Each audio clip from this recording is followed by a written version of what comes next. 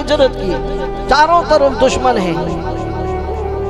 اگر یہ منہینہ منحوس ہوتا، اس میں نحوست ہوتی، کبھی بھی رسول اللہ صلی اللہ علیہ وسلم کا یہ سفر کامیاب نہ ہوتا۔ ہر طرف دشمن ہیں۔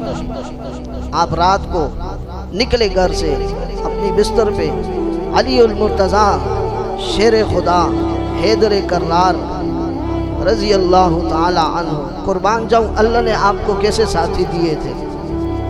علی کا نام آ گیا تو دو تین باتیں یہ بھی ذہن میں رکھ لیں۔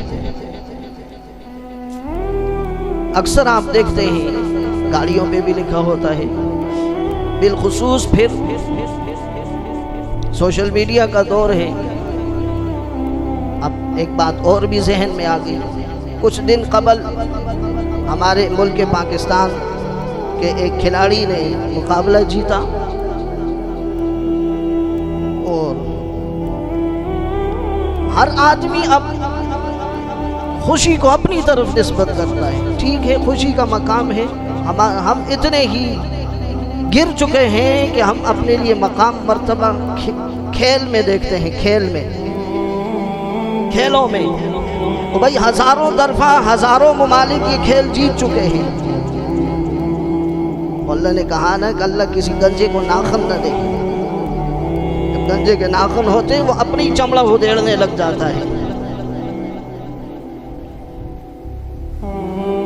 تو لوگوں نے، کسی نے مشہور کر دیا کہ اس نے یا علی مدد کا نعرہ لگایا تھا اس لیے یہ جیت گیا، اس لیے اس نے نیزہ دور پھینک دیا۔ حضرت علی کی تذکرہ آ گیا تو یا علی مدد۔ نماز میں کیا پڑھتے ہیں؟ الحمدللہ رب العالمین الرحمن الرحیم مالک یوم الدین۔ تمام کی تمام تعریفوں کے لائق جو ذات ہے اس کو رب العالمین کہتے ہیں۔ الرحمن الرحیم، جو بڑا مہربان ہے، نہایت ہی رحم کرنے والا ہے۔ مالک یوم الدین، قیامت کے دن کا وہ مالک ہے۔ کون ہے؟ ایاک نعبد، اے اللہ ہم تیری ہی عبادت کرتے ہیں، اس لیے کہ تو رب العالمین ہے، تو رحمان ہے، تو رحیم ہے، تو قیامت کے دن کا تو مالک ہے۔ ایاک نعبد، اے اللہ ہم تیری ہی عبادت کرتے ہیں، وایاک نستعین، ہر حال میں تجھ ہی سے مدد چاہتے ہیں۔ مدد کس سے مانگی جائے؟ یا ایھا الذین آمنوا استعینوا بالصبر والصلاۃ، اے ایمان والو جب بھی تمہیں کوئی مشکل پیش آئے تو مدد اللہ سے چاہو۔ مدد کون کرتا ہے؟ اگر یا علی مدد ٹھیک ہوتا تو سب سے بڑی مشکل کائنات میں جو آئی ہے علی کے اپنے بیٹوں پہ آئی ہے۔ سب سے بڑی تکلیف جو کائنات میں آئی ہے، آج تک زمین و آسمان جس پہ رو رہے ہیں، آج تک زمین و آسمان نے اس سے بڑھ کے جو مصیبت نہیں دیکھی، نواسۂ رسول ہے۔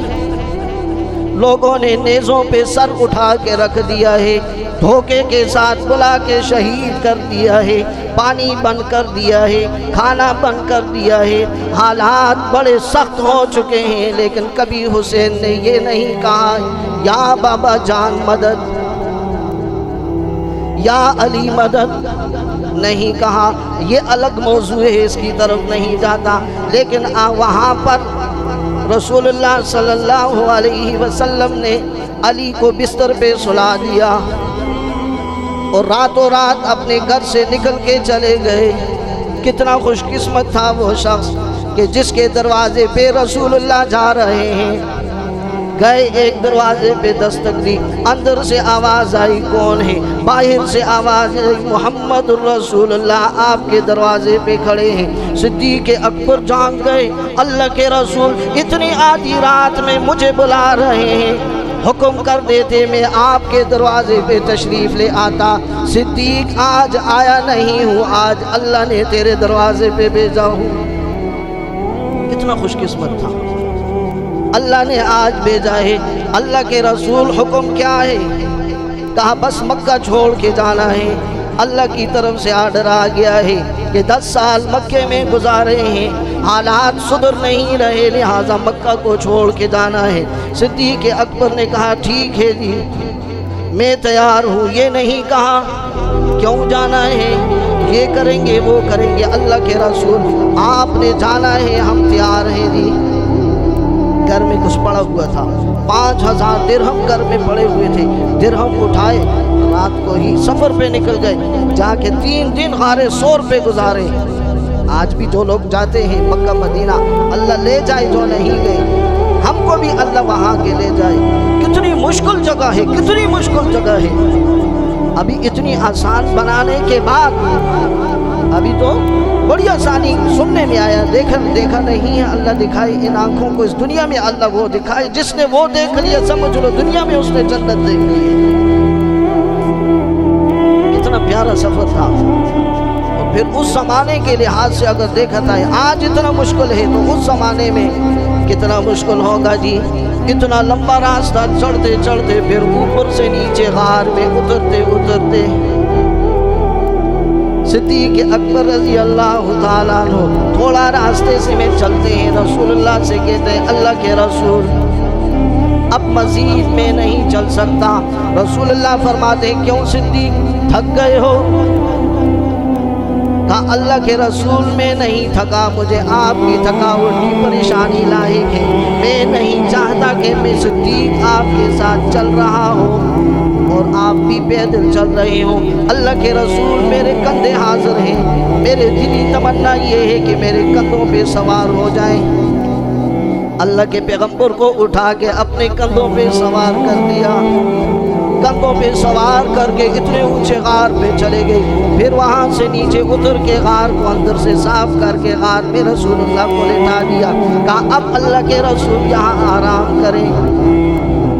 پیچھے سے دشمن دوڑتا ہوا آیا، دروازے پہ دستک دی، کہا رسول اللہ کہاں ہیں جی؟ گھر میں نہیں ملے۔ وہاں سے پھر فوراً دوڑتے ہوئے چلے گئے صدیق اکبر کے گھر پہ جی۔ اگر یہ اللہ کا پیغمبر ہے، اس کا دوست ہے، تو وہ صدیق اکبر ہی ہے، وہاں گئے ہوں گے۔ وہاں بھی دوڑتے ہوئے چلے گئے، وہاں گھر پہ دستک دی، اندر سے بچی نکل آئی چھوٹی سی جی، 10-12 سال کی، اسماء بنت امیس۔ کہا بتا وہاں اب یہ دیکھو دشمن نے سوال کتنا عجیب کیا ہے، بچی بتاؤ تمہارے ابو کہاں ہیں؟ یہ نہیں کہا بتاؤ محمد رسول اللہ کہاں ہے، ابو جہل تھا۔ کہا بتاؤ تمہارے ابو کہاں ہیں؟ کہا ابو جی گھر پہ نہیں ہے۔ جھوٹ بھی نہیں بولا، قربان جاؤ صدیق اکبر کی بیٹی تھی، معصوم تھی، جھوٹ نہیں بولا۔ کہا گھر پہ نہیں ہے، بتاؤ کہاں ہے؟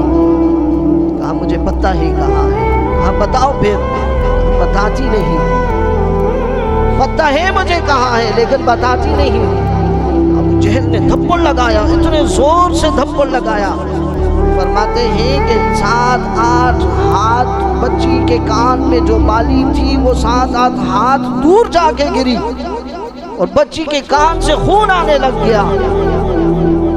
لیکن اس نے کہا نہیں بتاؤں گی کہ میرے ابا جان کہاں ہیں۔ او بدبخت تو پوچھ لیتا کہ رسول اللہ کہاں ہے، لیکن اس کو بھی یہ یقین تھا کہ جہاں صدیق ہوتا ہے وہاں رسول بھی ہوتا ہے، اور آج بھی جہاں صدیق ہے وہاں رسول موجود ہے، اور قیامت تک جہاں صدیق ہوگا وہاں رسول موجود ہوگا۔ اور کل جس رسول کے در پہ جانا ہوگا صدیق کے راستے سے ہو کے جانا ہوگا۔ اگر یہ نحوست ہوتی اس مہینے میں رسول اللہ کبھی یہ سفر نہ کرتے۔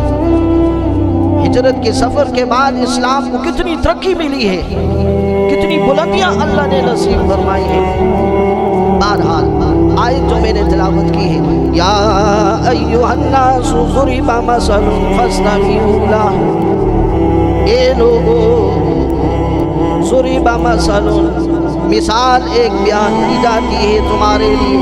اللہ کہتا ہے میں خود تمہارے لیے ایک مثال بیان کرتا ہوں، فاستمعوا لہ، ایک دلوں کے کان کھول کے اس بات کو سنو، فاستمعوا، خوب دل کھول کر اس بات کو سنو، ان الذین تدعون من دون اللہ، ان لوگوں کی مثال جو اللہ کو چھوڑ کر در در کی ٹھوکریں کھاتے ہیں، اللہ کے علاوہ ماں سوائے اللہ کو پکارتے ہیں، ماں سوائے اللہ کی تمام چیزوں پہ بھروسہ کرتے ہیں، ماں سوائے اللہ جتنی بھی چیزیں ہیں ان کو مسبب الاسباب سمجھتی ہیں۔ لن یخلقوا ذبابا، اللہ کے علاوہ کائنات میں کسی میں اتنی طاقت نہیں، قدرت نہیں، قوت نہیں۔ لن یخلقوا ذبابا، آج تک تو انہوں نے ایک مکھی بھی پیدا نہیں کی، مکھی پیدا کرنا تو دور کی بات۔ وَلَوِ اجْتَمَعُوا لَهُ، اگر یہ سارے کے سارے جمع بھی ہو جائیں تب بھی مکھی نہیں پیدا کر سکتے۔